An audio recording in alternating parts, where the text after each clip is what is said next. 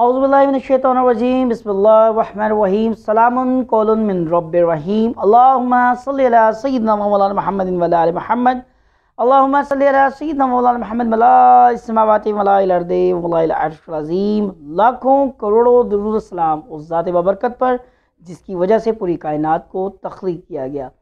अस्सलाम वालेकुम नाज़रीन, मैं हूं आपका होस्ट साहबजादा मोहम्मद ज़ाहिद शेख फ़कीर हुसैनी। आप हमारा ऑफिशियल यूट्यूब चैनल सरकार जी मुल्तान शेफ आस्ताना आलिया रशीदिया देख रहे हैं। उम्मीद है खुदावंद मताल से आप सब लोग खैरियत से होंगे।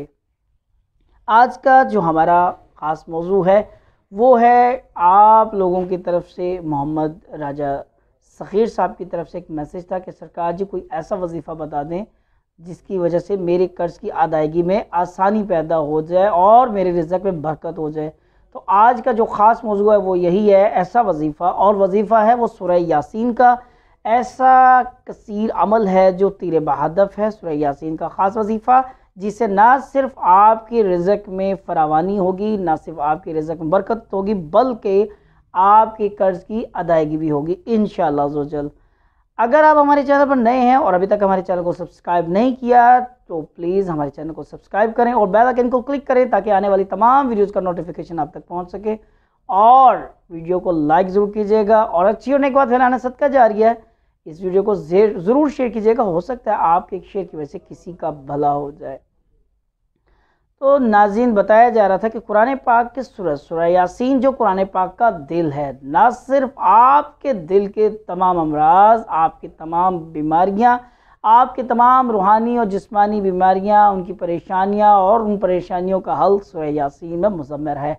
अगर आप सूरह यासीन का बाकायदगी से इस्तेमाल करते हैं, आप सूरह यासीन को रोज़ाना से पढ़ते हैं, आप सूरह यासीन को बाकायदगी के साथ सुनते हैं, इंशाअल्लाह आपकी ज़िंदगी के हज़ारों हाँ नहीं लाखों करोड़ों मसला बनने से पहले हल हो जाएंगे। लेकिन अभी हम बता रहे हैं आपको कि कर्ज़ की अदायगी के बारे में, कि ऐसा क्या अमल हो कि आपके रिज़्क़ में बरकत भी हो और रिज़्क़ में फरावानी के साथ साथ आप कर्ज़ के उतरने में आसानी भी आ सके।